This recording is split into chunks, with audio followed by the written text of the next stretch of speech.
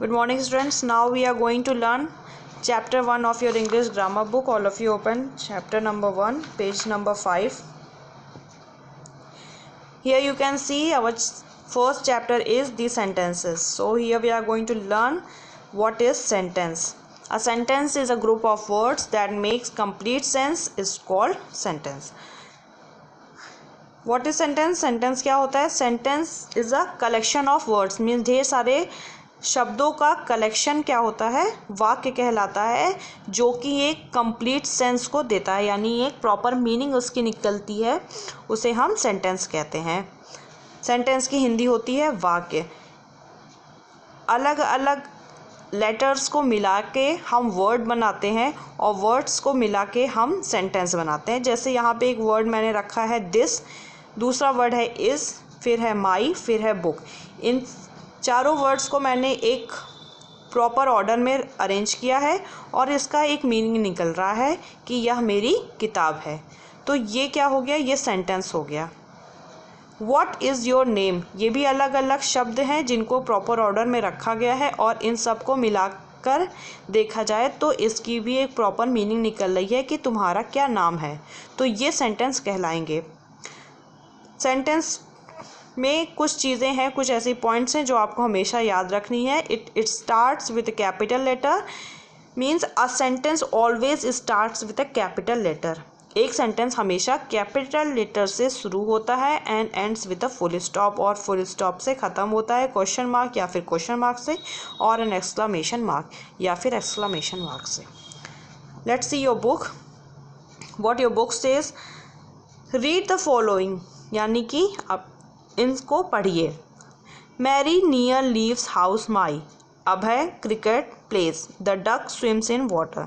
The first two line do not make any sense or convey any meaning. आप जब ये दो line को पढ़े होंगे, पहली दो लाइन को, तो आपको ऐसा लग रहा होगा कि ये जो दो लाइन है ये कोई भी सेंस नहीं दे रही है, कोई भी मीनिंग इसकी नहीं निकल रही है. वेयर एज, जबकि द थर्ड लाइन, जो कि ये जो थर्ड लाइन है, मेक्स कंप्लीट सेंस, इसका पूरा पूरा सेंस आ रहा है कि the duck swims in water, यानी कि बत्तख कहाँ तैरती है? पानी में. It is called a sentence. इसे क्या कहेंगे? सेंटेंस कहेंगे. देयरफॉर, इसीलिए हम ये कह सकते हैं a sentence is a group of words, कि सेंटेंस क्या होता है? ढेर सारे वर्ड्स का ग्रुप होता है या कलेक्शन होता है, दैट इज़ अरेंज्ड प्रॉपरली, जिन्हें प्रॉपर तरीके से अरेंज किया जाता है, एंड मेक्स कंप्लीट सेंस, और उनमें से कंप्लीट सेंस निकलता है या वो एक कंप्लीट सेंस देते हैं. It starts with a capital letter, ये हमेशा कैपिटल लेटर से शुरू होता है, and ends with a full stop, और फुल स्टॉप से ख़त्म होता है, क्वेश्चन मार्क से ख़त्म होता है या फिर एक्सक्लामेशन मार्क से ख़त्म होता है. For example, this is my book. Example के रूप में देखें तो यहाँ पे पहला एग्जाम्पल दिया हुआ है दिस इज़ माई बुक, यह मेरी किताब है. I statement ends with a full stop. जब भी आपको कोई स्टेटमेंट मिले, यानी कोई कथन मिले, कोई तो जिसमें कोई कुछ बात कहा हो, तो वो हमेशा ऐसी चीज़ें फुल स्टॉप पर ख़त्म होती हैं.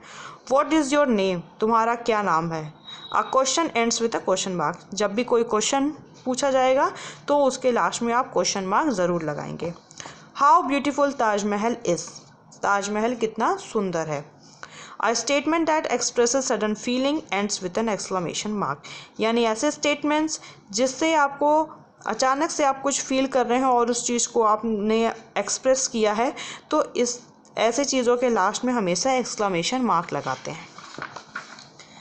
Now let's see exercise number 1. Read the line given below, means you have to read all the lines which are given below. Tick the ones which can be called sentence, and you have to tick those who can be called sentence and cross the others.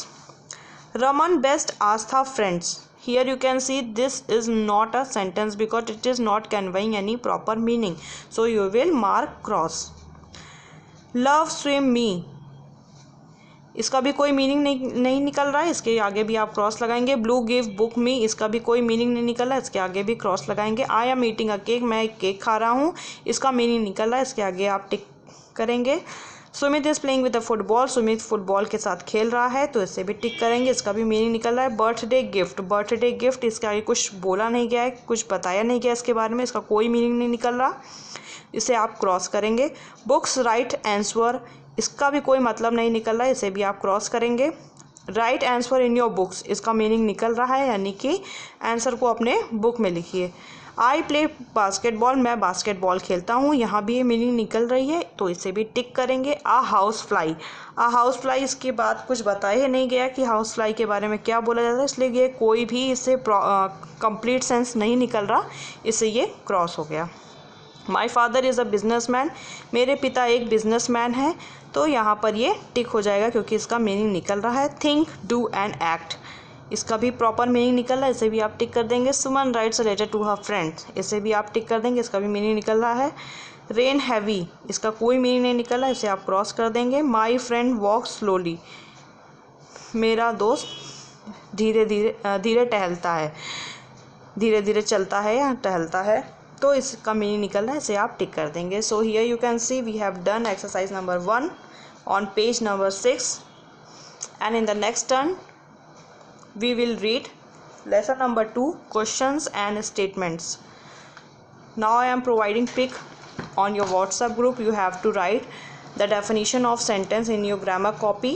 You have to make a new grammar copy and you have to write chapter 1, the sentence, today's date, classwork, and the definition of sentence and points to remember, and then you have to do exercise which you will do in your book. If any student is not having a book, he or she can do it in copy. Okay, I am providing pic, all of you come on your WhatsApp group and let's see